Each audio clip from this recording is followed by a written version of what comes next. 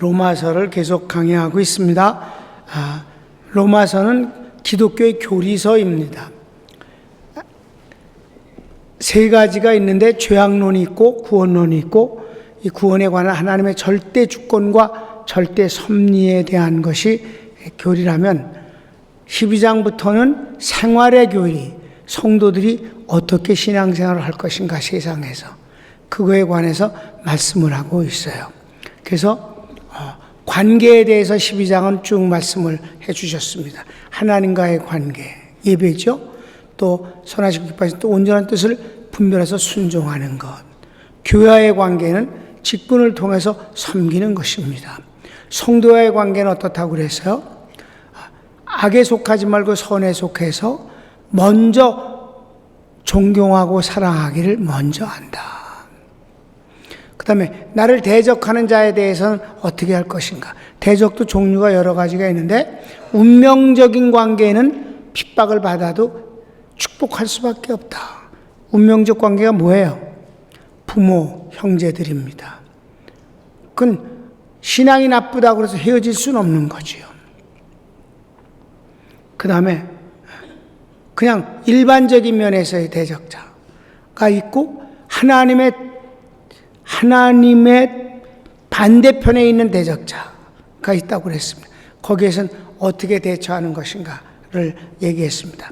일반적인 원수에 대해서는 그저 악으로 악을 갚지 말고 선으로 악을 이기라 하신 대신에, 하나님의 대적자적인 에 오는 관계에는 마귀까지 포용할 수는 없다. 거기서 두 가지가 있다고 해서, 할 수만 있으면이라고 그랬으니까 상대적인 것입니다. 용서하지 못할 자가 있습니다. 주님보다 더 사랑이 많은 채 할 수는 없는 것입니다. 또 할 수만 있으면 너희에게, 이건 내 입장에서 하나님은 네가 할 수 있는 것을 하라. 내가 용서가 안 되는 것은 어쩔 수 없는 거다. 하나님 우리에게 자유를 주셨지 억압이나 억지로 요구하지 않으신다는 사실입니다. 12장 다 했고 13장은 오늘 1절부터 7절까지 하는 내용이 뭐냐 하면 바로 권세자들과의 관계를 말하는 것입니다.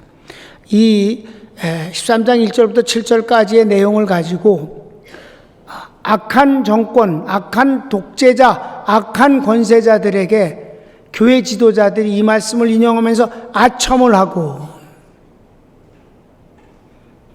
성도들을 그 앞에서 굴복시키려고 했던 더러운 일들도 역사 속엔 많이 있었습니다.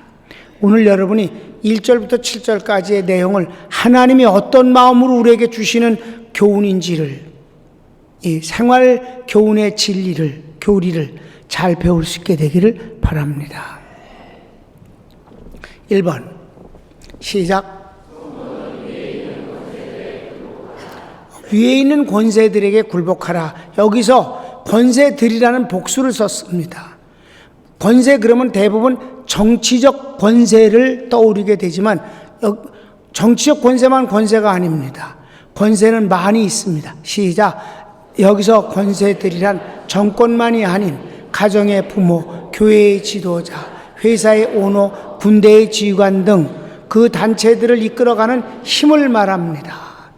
이해되셨습니까? 이게 아주 중요한 분별력이에요. 학교에도 선생님이라는 권세가 있습니다. 성도들은 이런 그 조직 가운데서 있을 때 그 지도자, 권세들에게 순종하고 굴복하는 것이 맞다는 말씀입니다. 자식이 부모를 공경하는 것은 주님의 십계명의 인간관계의 계명에서 첫 번째 나오는 말씀입니다. 학교에서 스승을 존경하는 건 미덕이지, 함부로 대하는 그것이 당연한 것이나 권리는 아닌 것입니다. 난 여러분에게 언젠가 주인의식이 없으면 신앙생활 하는데 한계가 있다고 그랬고, 사회생활도 한계가 있다고 그랬습니다. 주인의식이 바로 오나에 대한, 위에 사람에 대한 그 권세를 인정하고 복종할 줄 아는 것입니다. 우리 예수 믿는 사람은 최대 왕 중의 왕이신 예수님에게 굴복합니다. 그를 경외하고 섬긴다 이 말입니다. 우리는 그 권력, 하나님께서 주신 권력, 그 질서, 그 권력은 질서예요. 2번을 읽어봅시다. 시작. 이 권세가 하나님으로부터이고 하나님께서 정한 것일 때는 더욱 그렇습니다. 그럼 더욱 존경을 해야 돼. 시작. 이것은 질서의 시작이므로 거역은 심판을 받습니다. 하나님은 창조를 하시되 질서의 하나님이시며, 먹이사슬을 보세요. 질서입니다. 모든 것이 다 살 수 있는 것은 잡아먹기 때문에 가능한 것이고요.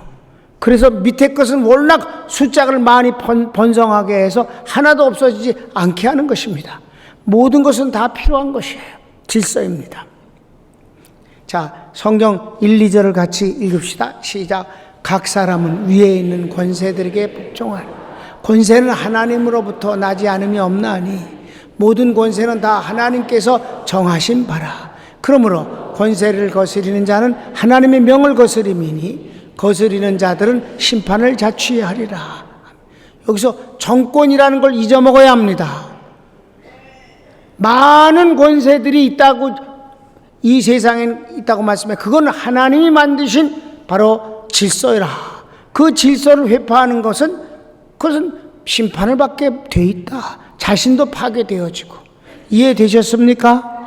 정권을 얘기한 게 아니라는 점을, 이 점을 악용해서 아첨을 하는 것들이, 정권에 아첨하는 것들이 그래서는 안 된다는 것이지.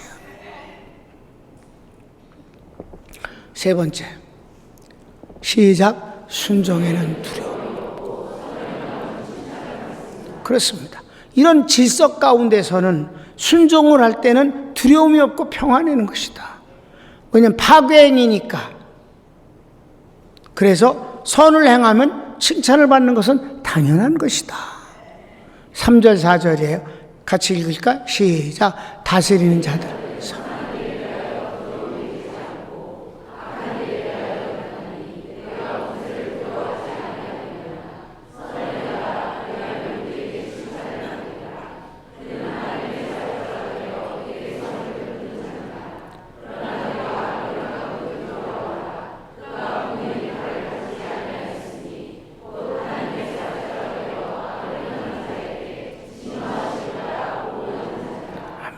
이거는 주로 이제 이 부분에서는 교회를 의식하는 쪽으로 말씀해 주신 것이 많아요.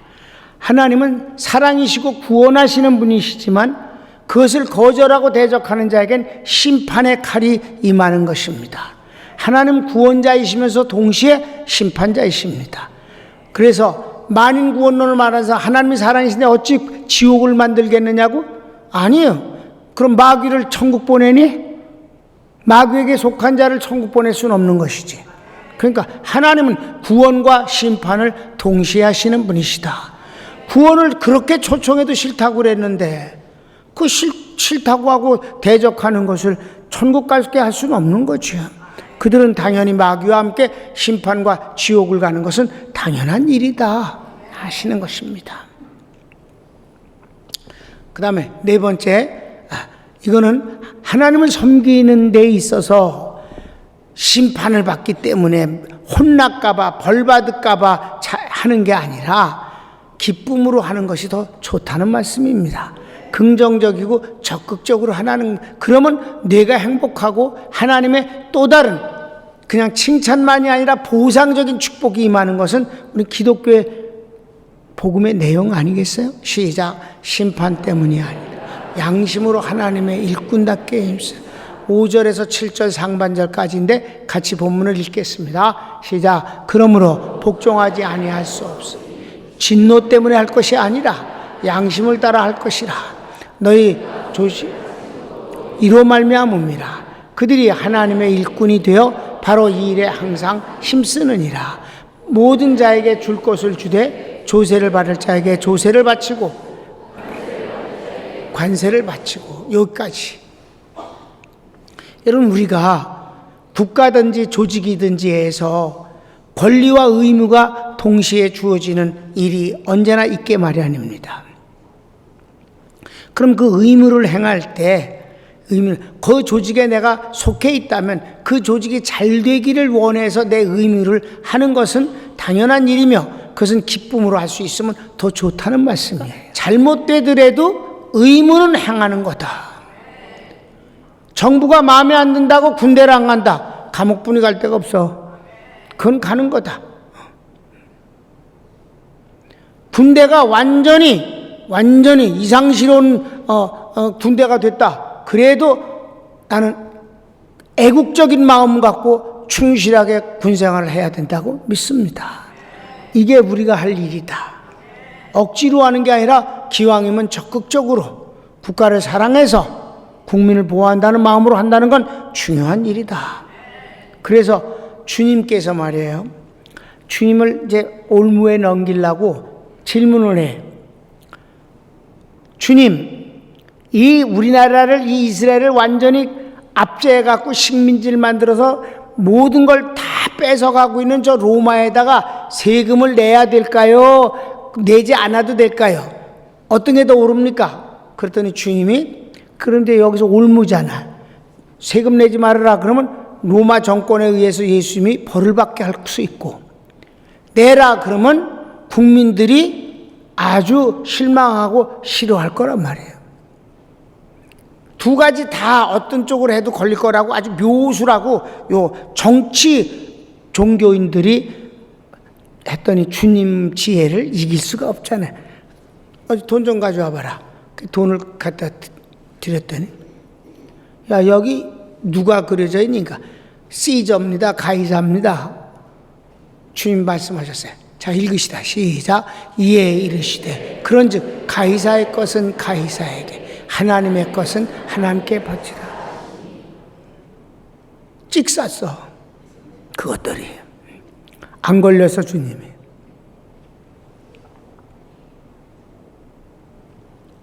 그래서 우리는 기본적인 자리에는 충실한 것이 좋으며, 정권을 위해서 일하는 게 아니라 국가를 위해서 우리는 일해야 되는 것입니다. 국가를 위해 군대 가고, 국가를 위해 세금 내고, 국가를 위해서 순종하고, 정권이 아니에요. 마지막 다섯 번째가 중요합니다. 시작. 이게 본문 그대로예요. 성경을 읽읍시다. 정말 그런지. 시작. 두려워할 자를. 이게 바로 정권에 관한 것입니다. 설명도 읽읍시다. 시작. 하나님 제일 우선 중심, 즉 신본주의에서 출발합니다. 하나님이 왕이십니다. 하나님이 기뻐하시는 데면 함께하는 것이고, 하나님을 대적하는 데는 함께하거나 복종할 수가 없는 것입니다. 기독교의 역사를 보면 구약에서 수많은 선지자들이 순교를 당하는데 누구에게 죽었을까요? 외국 사람? 아니에요. 정권에 죽었습니다. 선지자들이 옳은 소리를 하면서 죄를 지적하니까 왕들이 죽이는 겁니다. 여러분, 백성을 욕하는 것은 성경의 선지자뿐이 없습니다. 왜? 정치하는 것들은 표를 얻어야 되기 때문에, 지지를 얻어야 되기 때문에 언제나 바퀴벌레 같은 국민들을 아첨하게 되고 칭찬하게 되고 옳은 소리를 안 합니다. 오직 백성들에게 하나님의 말씀을 들어서 그들의 죄를 꾸짖는 사람이 하나 있는데, 그게 바로 구약 성경의 선지자들이올시다. 왕도 지적하고 백성들의 죄도 꾸짖기 때문에 백성들에게 돌에 맞아 죽거나 왕에 의해서 목이 잘려서 죽습니다. 구약의 선지자들은 순교하지 아니하고 그 나이를 다해서 산 사람이 드물고 대부분 다 죽임을 당합니다. 누구에게? 정권에 의해서. 이걸 말하면 어떻게 될까요? 구약 성경에 많은 왕들이 있는데 다윗을 비롯해서 약 5명 정도만 하나님이 기뻐하시는 왕이었고 나머지는 전부 하나님을 대적하는 패역자들이었습니다.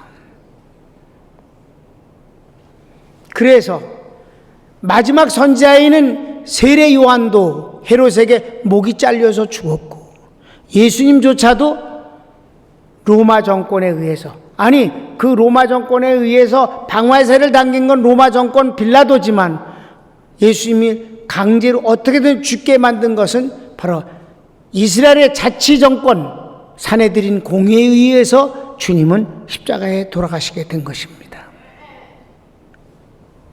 이런 것들에게 복종하거나 굴복하거나 존경할 것은 없다는 말입니다. 두 번째 봅시다. 예를 드는 거예요. 시작. 일제강점기 독립운동 때 독립선언문을 작성한 33명 중 16명이 크리스찬입니다. 여러분, 이게 바로 크리스찬의 양심입니다. 정권에 대한 양심이란 말입니다.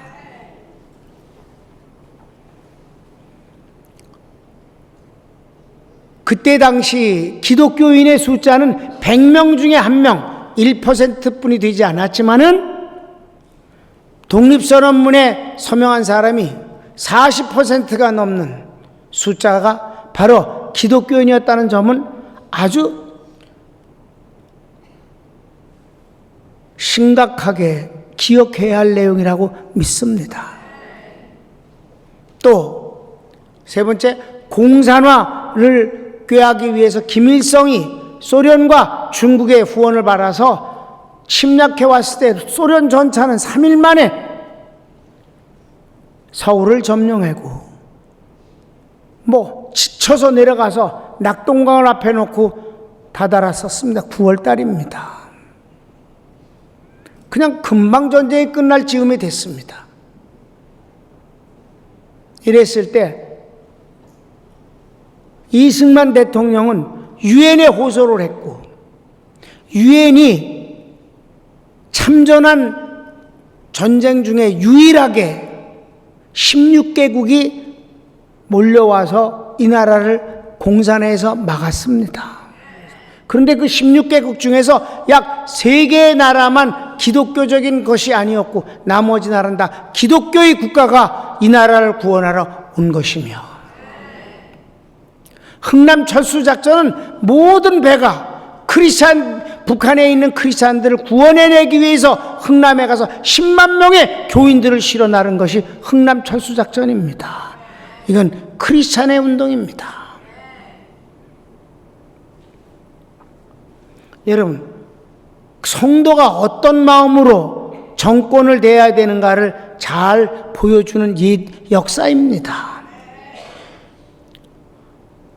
우린 장로교에 속해 있는데 장로교를 만든 사람은 칼빈이라는 사람으로서 정말 위대한 인물입니다. 칼빈은 27살에 칼빈 강요라는 것을 썼습니다. 위대한 인물이에요. 여러분 담임 목사가 성경 말고 제일 많이 읽은 책이 칼빈 강요입니다. 거기 2장 챕터 2에 10장 6절에 이런 말이 있습니다. 시작.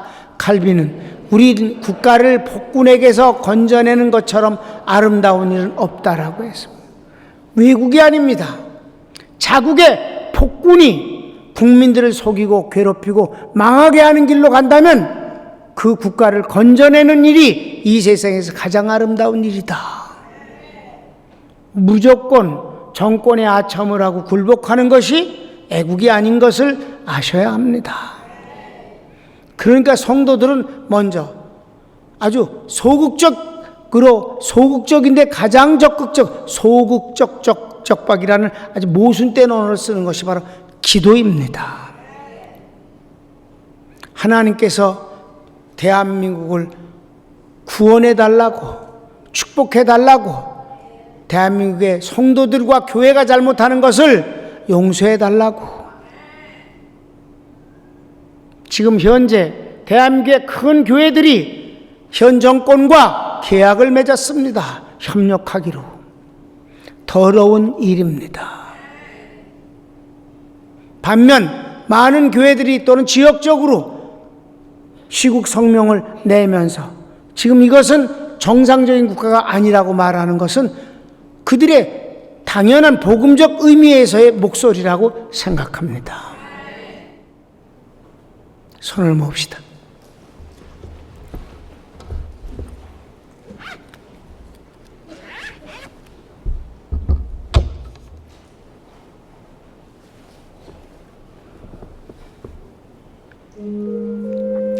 사랑하는 여러분, 오늘 권세들에서 배웠습니다. 권세는 꼭 정권을 말하는 것이 아니라는 말을 여러분 잊지 마십시오. 하나님이 모든 것을, 그 권세를 만드신 분은 하나님이시며 세우신 분도 하나님입니다. 여러분이 부모를 선택했습니까? 운명적인 것입니다. 대한민국에 태어나고 싶어서 태어났습니까? 운명적인 것입니다. 운명적인 것은 하나님의 손길이며 그분의 역사입니다. 우리는 여기에서 나를 다스리는 바로 그 권세들에 대해서 복종할 수 있는 것은 비겁함이거나 자존심 상하는 게 아니라 질서임을 아시기 바랍니다. 내가 언젠가 주인의식이 없다는 것을, 주인의식이 중요하다는 얘기를 했습니다. 그래서 그 소위 말하는 장사치의 속성 갖고는 주인의식을 갖고 있지 않아서 충성을 하기가 어렵습니다. 성공을 위해서 아첨을 하라는 말이 아니고 줄을 서라는 뜻이 아니라 하나님이 만드신 이 권세에게 굴복하고 복종하고 협력해서 아름다운 결실을, 역사를 통해서 이루어 나가라는 뜻이옵시다. 부모를 공경하고 학교에서 선생님을 존경하고 군대에서 상관에게 복종하고 회사의 오너가 갖고 있는 철학에 함께하면서 열심히 해서 회사를 잘 되게 하는 것은 직원의 의무입니다. 국민의 의무로서 국가를 위해서 하는 것은 당연한 일이옵시다. 다만 하나님을 대적하는 정권 앞에서 아침하는 것은 더러운 일입니다. 우리는 하나님의 기뻐하시는 뜻을 이루어내고 그리고 거기에 순복하는 일이 성도들의 양심이며 그리고 축복이며 능력입니다. 다 같이 주여 한번 부르기도 합시다. 주여, 사랑하는 주님 감사합니다. 축복하시는 주님이여 고맙습니다.